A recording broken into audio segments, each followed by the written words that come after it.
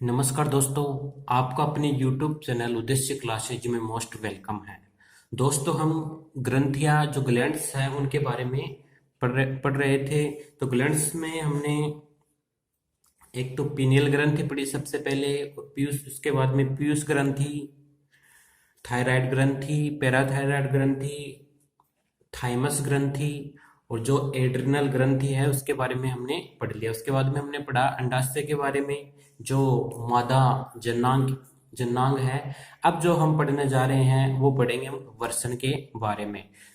अब हम पढ़ेंगे नर जननांग के बारे में। अब नर जननांग की बात करें तो देखो दोस्तों, नर जननांग में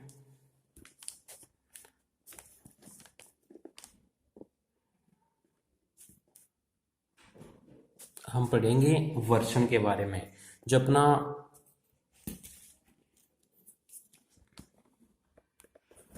हमने 7 टाइप की ग्रंथि पढ़ ली है। अब जो हम पढ़ने जा रहे हैं वो 8वें नंबर पे है वर्षण। अब वर्षण में देखो दोस्तों, हम पढ़ेंगे वर्षण। वर्षण की बात करें तो वर्षण में ये जो नर जनन अंग है वो देखेंगे। तो नर जनन अंग की बात करें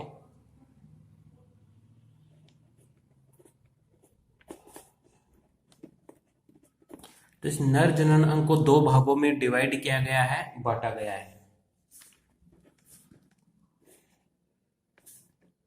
जो वर्षण इसको इंग्लिश में बोलते हैं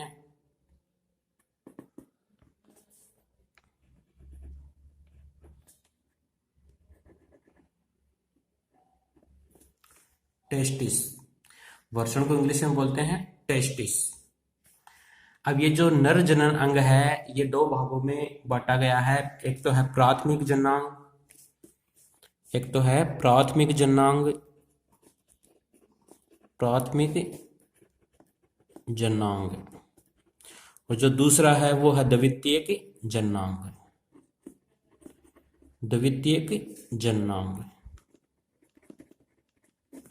द्वितीयक जननांग। अब ये जो प्राथमिक जननांग है इसका भाग है वर्षण, टेस्टिस। वर्षण को इंग्लिश में कहेंगे टेस्टिस। तो प्राथमिक जननांग का भाग हो गया वर्षण। और ये जो द्वितीयक जननांग है, द्वितीयक जननांग है, इसको भी 5 भागों में बांटा गया है। देखो,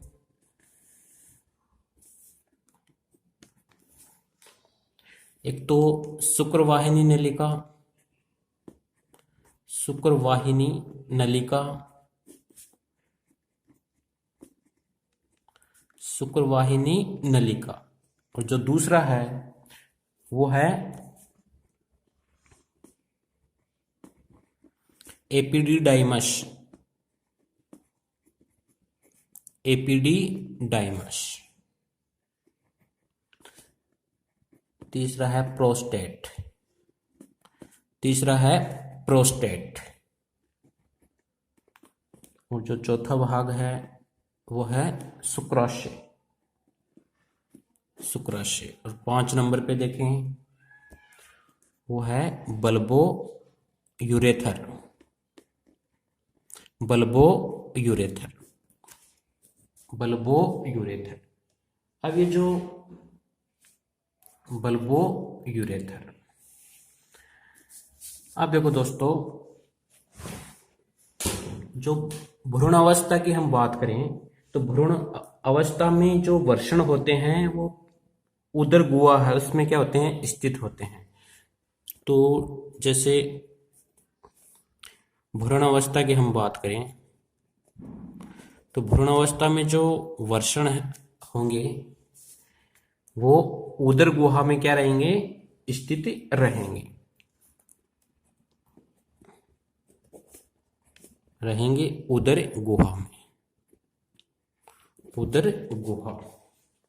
और फिर क्या होगा, माता के 7वें महीने के अंत में या 8वें महीने के प्रारंभ में ये जो वर्षण है ये उदर गुहा से बाहर आते हैं। और जो बाहर आने का इनका उद्देश्य है, पर्पज है, वो शरीर का जो ताप है उसको 2 से 2.5 डिग्री सेंटीग्रेड तक कम करना है। क्योंकि जो कम ताप पर क्या होगा, शुक्राणुओं का निर्माण होगा। तो इनका उद्देश्य हो गया कि जैसे शरीर का जो टेम्परेचर है उस टेम्परेचर को क्या करना, 2 से 2.5 डिग्री सेंटीग्रेड तक क्या करना, कम करना। अब ये उदर गुहा से बाहर आएंगे वर्षण, ये बाहर आने से क्या होगा, 2 डिग्री सेंटीग्रेड से लेकर 2.5 डिग्री सेंटीग्रेड तक क्या होगा, शरीर का ताप कम होगा। क्योंकि ताप कम होने पर, तापमान कम होने पर शुक्राणुओं का क्या होगा, निर्माण होगा।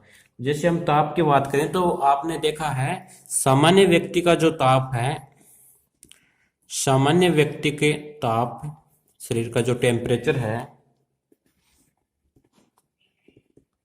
शरीर का तापमान मोस्टली होता है ये 37 डिग्री सेंटीग्रेड, ये लेते हैं 37 डिग्री सेंटीग्रेड। और फ़ारेनहाइट में हम बात करें तो 98.6 फ़ारेनहाइट, 98.6 फ़ारेनहाइट। एफ का मतलब है फ़ारेनहाइट। जैसे हम केल्विन में देखें टेम्परेचर, तो केल्विन में देखें तो 200, जैसे 0 डिग्री सेल्सियस 273 केल्विन के बराबर होता है। तो 273 में अपन 37 ये डिग्री सेल्सियस वाले जोड़े ऐड करें तो ये हो गया 310 केल्विन। तो जो सामान्य व्यक्ति है, नॉर्मल पर्सन है, उसके टेम्परेचर की बात करें, बॉडी के टेम्परेचर की, तो उसका इसमें सेल्सियस में देखें तो 37 डिग्री सेल्सियस और फ़ारेनहाइट में है 98.6 फ़ारेनहाइट।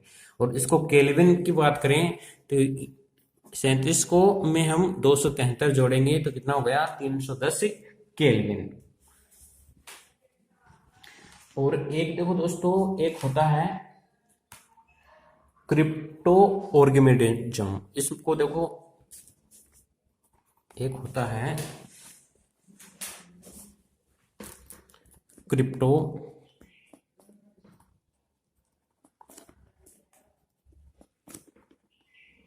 Organism, crypto organism. ये क्या होता है, देखो ये जो क्रिप्टो ऑर्गेनिज्म है, ये बोलते हैं जैसे वर्षण जो है वो उदर गुहा में रह जाए तो इसको बोलते हैं क्रिप्टो ऑर्गेनिज्म। मतलब वर्षण का उदर गुहा में रह जाना, वर्षण का उदर गुहा में रह जाना।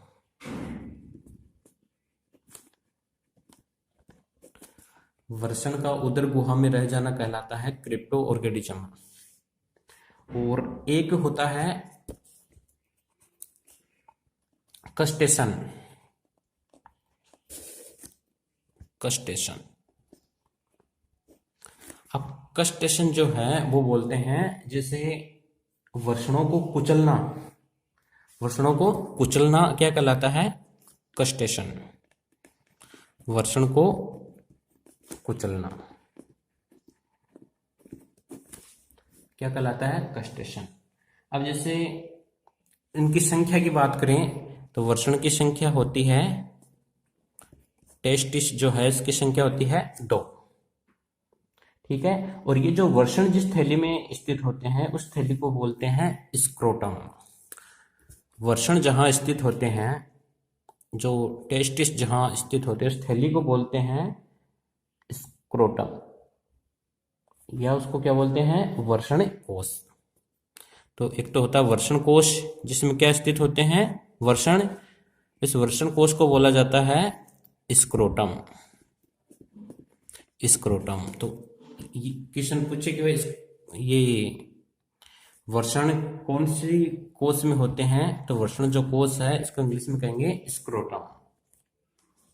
अब हम बात करें ये जो वर्षण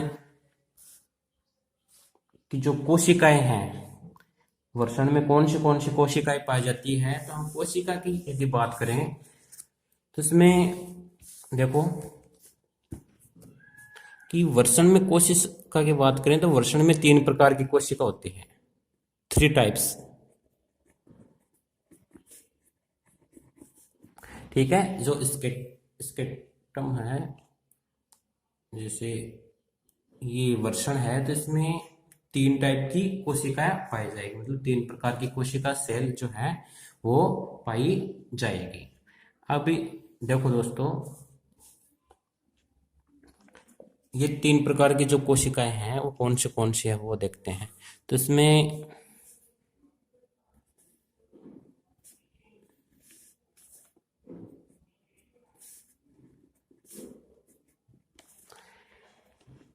एक तो होती है जननिक कोशिका, जननी की कोशिका, इसका दूसरा नाम है जरम कोशिका, जरम कोशिका। और एक होती है स्टोली, स्टोली कोशिका, स्टोली कोशिका। एक होती है अंतराली, अंतराली कोशिका, अंतराली कोशिका। इस अंतराली कोशिका का जो दूसरा नाम है वो है लीडिंग कोशिका, लीडिंग सेल, लीडिंग कोशिका। तो ये हो गई जो वर्षण में जो कोशिकाएं पाई जाती हैं उनका प्रकार। तो पहली है जननी कोशिका जिसको जरम कोशिका कहेंगे, दूसरी स्टोली कोशिका और तीसरी है अंतराली, अंतराली कोशिका या इसका दूसरा नाम है लीडिंग कोशिका। अब जर्मन जो जरम कोशिका है उसकी हम बात करें तो जरम कोशिका है ये क्या करती है, जो शुक्राणु है उनका निर्माण, क्या करती है, शुक्राणु का निर्माण, निर्माण कहाँ, सेमनीफेरम नलिका में, सॉरी सेमनीफेरस नलिका में। तो जो जरम कोशिका है, जनिक कोशिका है, वो शुक्राणु का निर्माण करती है किसमें, सेमनीफेरस नलिका में। और ये जो है स्टोली कोशिका, ये क्या करती है, शुक्राणु को पोषण देती है,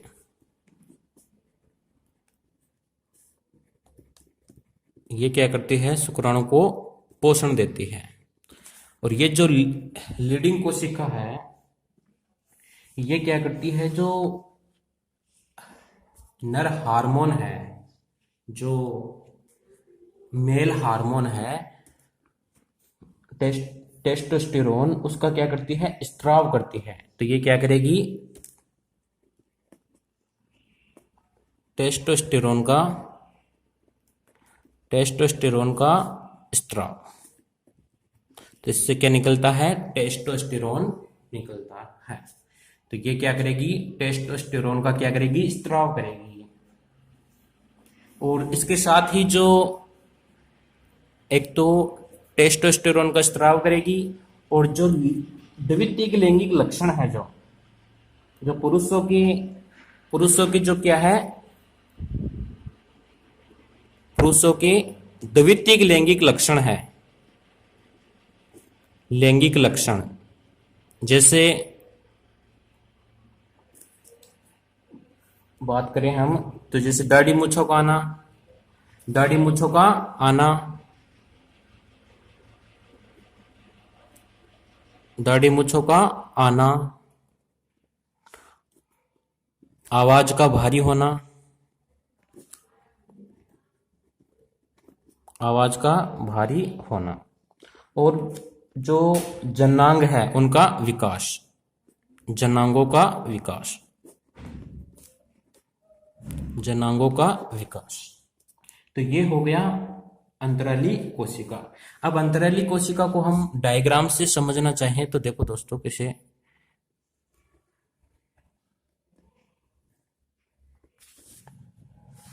जैसे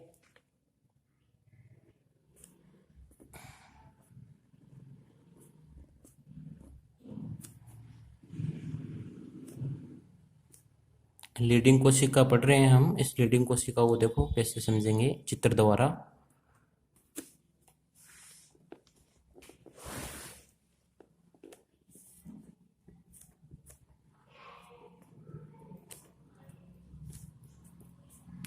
ये जो हमने पॉइंट द्वारा शो किया है इसको बोलते हैं स्टोनी कोशिका, स्टोनी कोशिका। अब देखो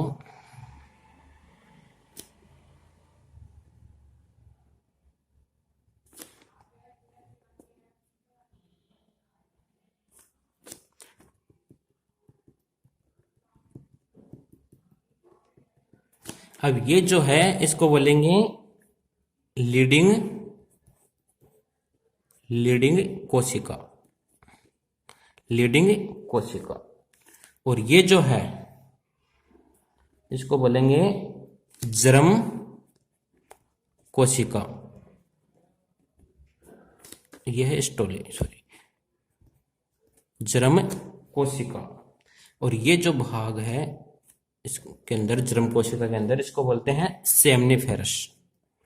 जो मैंने सेमनीफेरस नलिका बताया है, सेमनीफेरस, सेमनीफेरस। जो हमने वर्षण की जो कोशिका है 3 प्रकार की वो पढ़ी है, तो उसको चित्र द्वारा समझे। तो ये देखो, ये तो जो बीच में है ये तो हो गई लीडिंग कोशिका, और ये है जरम कोशिका। और जरम कोशिका के अंदर है सेमनीफेरस, सेमनीफेरस जो हमने यहाँ पढ़ा है। जरम कोशिका में शुक्राणुओं का निर्माण कहाँ, सेमनीफेरस नलिका में। तो ये हो गया सेमनीफेरस। और ये जो इसके किनारों पे जो आपको दिखाई दे रही है ये है स्टोली कोशिका। तो ये हुआ कोशिकाओं के इनके बारे में। अब हम नेक्स्ट जैसे इसको डायग्राम द्वारा समझना चाहे तो देखो डायग्राम द्वारा कैसे समझेंगे। जो पुरुष जो जनन अंग है, पुरुष जनन अंग को हम डायग्राम द्वारा देखेंगे। तो देखो दोस्तों,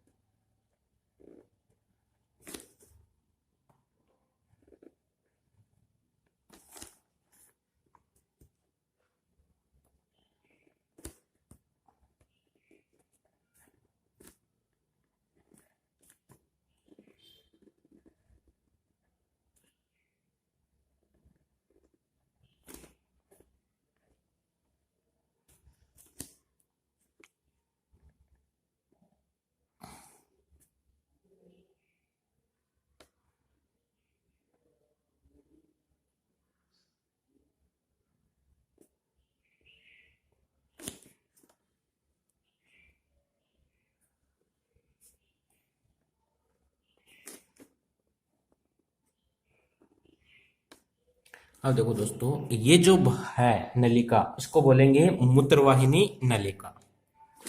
ये पुरुष जननांग, पुरुष जननांग।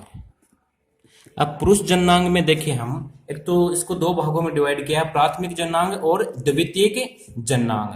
अब प्राथमिक जननांग में हमने देखा तो वो तो है वर्षण, टेस्टिस। ये अब देखो ये जो नलिकाएं हैं इसको बोलेंगे मूत्रवाहिनी, मूत्रवाहिनी नलिका, मूत्रवाहिनी नलिका। ये है मूत्राशय, ये है मूत्राशय। और ये जो नलिका आपको दिखाई दे रही है इसको बोलेंगे शुक्रवाहिनी नलिका, शुक्रवाहिनी नलिका, शुक्रवाहिनी नलिका। ये है शिशन,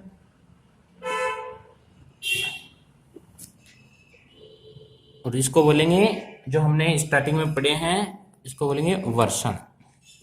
ये है वर्षण। और वर्षण जिस इनकी संख्या देखो मैंने पहले भी बताया आपको, इनकी संख्या है 2। और वर्षण जिस थैली में है, ये रही थैली, ठीक है, या कोष, वर्षण जिस थैली में है उसको बोलते हैं स्क्रोटम। तो ये है स्क्रोटम, स्क्रोटम, वर्षण कोष या स्क्रोटम। और ये है इसको बोलते हैं शुक्राशय, शुक्राशय। शुक्राशय के नीचे जो ये आपको दिखाई दे रहा है, देखो डायग्राम में, इसमें चित्र में, इसको बोलते हैं bulbo ureter, bulbo ureter, bulbo ureter. और ये है इसको बोलते हैं का नाम प्रोस्टेट, ये है प्रोस्टेट, ये है प्रोस्टेट। और ये है बल्बो यूरेथर, और ये है शुक्राशय। और ये जो है इसको बोलते हैं inguinal, inguinal canal, inguinal canal. तो ये हुआ पुरुष जननांग, जिसको दो भागों में डिवाइड किया है, प्राथमिक और द्वितीयक। तो प्राथमिक में तो ये आगे वर्षण, और इसके अलावा ये जो है ये है द्वितीयक जननांग में। अब हम जो लास्ट ग्रंथि इसमें पढ़ेंगे वो है अग्नाशय ग्रंथि। तो 9 नंबर पे रहेगी अपनी जो लास्ट ग्रंथि है अग्नाशय ग्रंथि, अग्नाशय ग्रंथि। अब अग्नाशय ग्रंथि की बात करें तो अग्नाशय ग्रंथि जो है वो है मिश्रित ग्रंथि, अग्नाशय ग्रंथि है मिश्रित ग्रंथि, अग्नाशय ग्रंथि है ये है मिश्रित ग्रंथि। देखो अब मिश्रित ग्रंथि है तो ये बहिस्रावी भी रहेगी और अंतःस्रावी भी रहेगी। अब इसको बहिस्रावी के भाग की बात करें, एक तो ये है बहिस्रावी, और ये क्या है अंतःस्रावी। अब बहिस्रावी की बात करें तो बहिस्रावी में इसका भाग है जैसे 98 से लेकर 99%, ठीक है। और 1 से लेकर 2% भाग किसमें है अंतःस्रावी में। तो ये जो मिश्रित ग्रंथि है अग्नाशय ग्रंथि, इसका 98 से लेकर 99% का जो भाग है वो किसकी तरह कार्य करेगा, बहिस्रावी की तरह, बहिस्रावी की ग्रंथि की तरह। और 1 से लेकर 2% जो भाग है वो करेगा अंतःस्रावी की तरह कार्य करेगा। अब बहिस्रावी के बारे में और अंतःस्रावी के बारे में हमने स्टार्टिंग में पढ़ा था। इसका जो लक्षित अंग है बहिस्रावी का वो क्या रहेगा, 2 रहेगा, वो पास रहेगा। और ये जो अंतःस्रावी है इसका जो लक्षित जो अंग है वो क्या रहेगा, दूर रहेगा। तो इस ग्रंथि को बोला है मिश्रित ग्रंथि। और इसकी जो अंतःस्रावी जो भाग है इसका जो अंतःस्रावी भाग है इसको बोलते हैं लेंगर, लेंगरहैंस, लेंगरहैंस द्वीपकाय, लेंगरहैंस द्वीपकाय। अंतःस्रावी का भाग को बोलते हैं लेंगरहैंस द्वीपकाय। अब लेंगरहैंस जो द्वीपकाय हैं इनकी बात करें तो इनमें 4 प्रकार की कोशिका पाई जाती है। इसमें क्या पाई जाती है, 4 प्रकार की कोशिका, कोशिका। अब वो 4 प्रकार की कोशिका है। एक तो है अल्फा सेल, दूसरी है बीटा सेल, और जो तीसरी है वो है डेल सेल, और चौथी रहेगी इसमें एफ सेल। तो देखो दोस्तों, इसको डायग्राम से देखते हैं।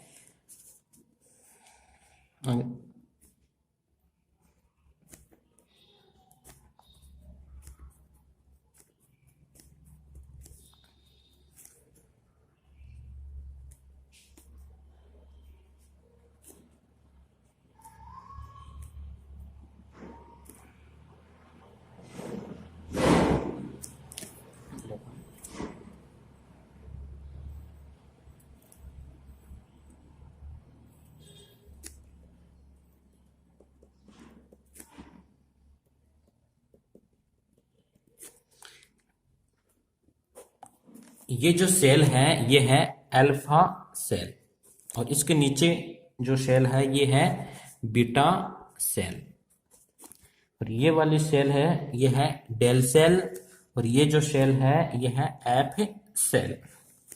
और इस पूरी को हम क्या कहेंगे? लेगरहैंस द्वीपकाय। द्वीपकाय ये किसका भाग है? अंतःस्रावी का भाग है। देखो ये। अब इसमें अल्फा सेल की हम बात करें, एक नंबर जो पॉइंट है अल्फा सेल। अब देखो दोस्तों, अल्फा सेल की हम बात करें तो अल्फा सेल देखो क्या होगा इसमें, ये क्या करेगा? जो ग्लाइकोजन है उसको ग्लूकोज में बदलता है। इसका काम क्या है? ये क्या करेगा? ग्लाइकोजन को किस में चेंज करेगा? ग्लाइकोजन को किस में चेंज करेगा? ग्लूकोज में।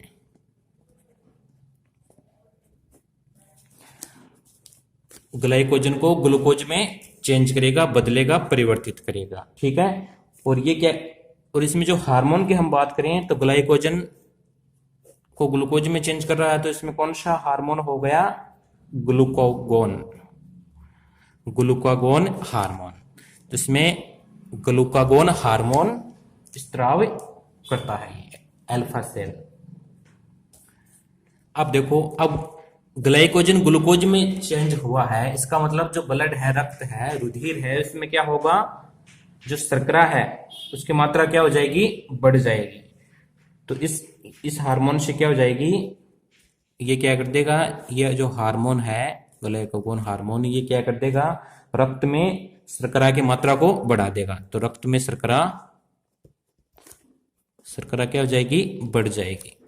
ये हो गई, बढ़ गई शर्करा।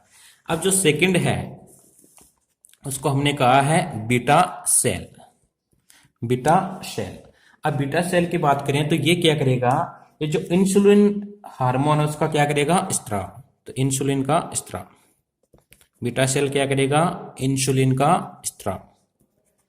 इंसुलिन के बारे में हम पहले पढ़ चुके हैं। अब इंसुलिन हार्मोन का स्त्राव होगा तो इंसुलिन हार्मोन क्या कार्य करता है? ग्लूकोज को ग्लाइकोजन में बदलता है। तो ये क्या करता है? ग्लूकोज को ग्लाइकोजन में बदलता है। ठीक है। तो ग्लूकोज को किस में बदलेगा? ग्लाइकोजन में। अब देखो, ग्लूकोज ग्लाइकोजन में बदल रहा है, इसका मतलब ग्लूकोज की कमी आ रही है। इसका मतलब जो रक्त है इसमें शर्करा की मात्रा क्या होगी? कम हो जाएगी। तो हम क्या कर सकते हैं? किससे क्या होगा? रक्त में शर्करा की क्या हो जाएगी? ग्लूकोज ग्लाइकोजन में चेंज होने से क्या हो जाएगी? रक्त में शर्करा की कमी। तो ये हो गई रक्त में शर्करा की कमी। ठीक है दोस्तों। अब देखो, इंसुलिन का नाम आया यहां, इंसुलिन हार्मोन का। तो ये जो इंसुलिन हार्मोन है इसकी आणविक जो संरचना है, इंसुलिन की आणविक संरचना है, वो एक वैज्ञानिक है सेगर। एक वैज्ञानिक है सेगर, उन्होंने बताई। इंसुलिन की आणविक संरचना सेगर नामक जो वैज्ञानिक है उन्होंने बताई। और यही एकमात्र ऐसे वैज्ञानिक है जिनको 2 बार क्या दिया गया है? नोबेल पुरस्कार दिया गया है। और इंसुलिन जो है ये एक प्रकार का क्या है? प्रोटीन है। यह क्या है, एक प्रकार का प्रोटीन है। अब प्रोटीन की बात करें तो प्रोटीन क्या है, 51 एमिनो एसिड से मिलकर बनता है, आपको पता ही है। तो ये प्रोटीन किससे मिलकर बना है, 51 एमिनो एसिड से, 51 एमिनो एसिड से मिलकर बनता है कौन, प्रोटीन। अब देखो ये जो इंसुलिन है, ये पेप्टाइड, इंसुलिन में क्या होता है, पेप्टाइड श्रृंखला पाई जाती है। इंसुलिन में क्या है, पेप्टाइड श्रृंखला जो है, चेन है, वो पाई जाती है। और ये जो पेप्टाइड श्रृंखला है, यह आपस में किसके द्वारा जुड़ी रहती है, डाई सल्फाइड के द्वारा। तो ये डाई सल्फाइड के द्वारा क्या होती है, जोड़ी और रहती है। ठीक है, अब इसके बारे में आगे और देखना चाहिए हम। तो ये क्या है कि ये इंसुलिन ही प्रथम प्रोटीन है। प्रथम प्रोटीन की बात करें, जो कृत्रिम प्रथम प्रोटीन है, तो इंसुलिन क्या है, कृत्रिम प्रथम प्रोटीन, जिसको प्रयोगशाला में कृत्रिम रूप से रवे के रूप में तैयार किया गया। इसको किसके रूप में, रवे के रूप में। तो ये रवे के रूप में तैयार किया गया इसको प्रयोगशाला में। और जैसे इंसुलिन की बात करें तो इंसुलिन की कमी से एक रोग होता है जिसको बोलते हैं डायबिटीज। तो इंसुलिन की कमी से रोग,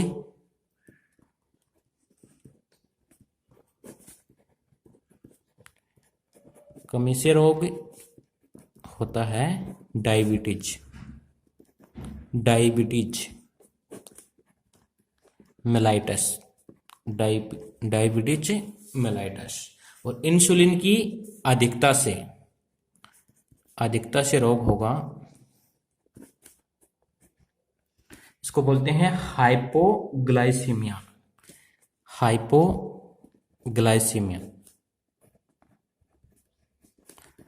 हाइपोग्लाइसीमिया। और ये जो इंसुलिन की कमी से डायबिटीज मेलाइटस है, इसको हम बोल सकते हैं, इस अवस्था को हम बोल सकते हैं हाइपरग्लाइसीमिया। इसको, ये तो हो गया हाइपो मतलब अधिकता से, और कमी से हुआ इसको बोलते हैं हाइपर ग्लाइसीमिया, हाइपर ग्लाइसीमिया। तो ये हुआ इंसुलिन के बारे में। और इसमें हमने बीटा सेल पढ़ लिया। अब 2 सेल और बची है, 3 नंबर पे है डेल सेल। डेल सेल जो है, ये क्या है, सोमेटोस्टेनिन जो हार्मोन है, ये स्त्राव करती है। तो ये क्या करती है, सोमेटोस्टेनिन हार्मोन का स्त्राव।